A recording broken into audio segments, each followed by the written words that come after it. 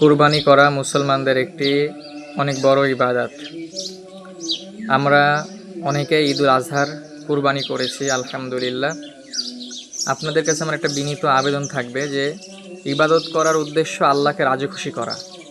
এখন এই ইবাদত করেছি অনেক জায়গার মধ্যে দেখা যাচ্ছে আমরা কুরবানি করার পরে ময়লা আবর্জনাগুলো ফেলে রেখে দিই, রাস্তার পাশে রেখে দিই।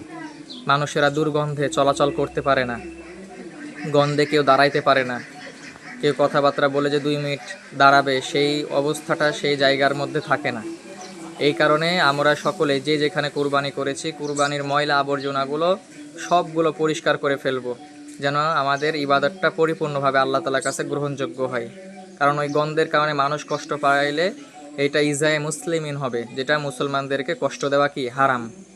এই কারণে আমরা ময়লা আবর্জনাগুলো যেখানে কুরবানি করি না কেন কুরবানি পরে সবগুলো পানি দ্বারা ধুয়ে ফেলে পরিষ্কার করে দিব।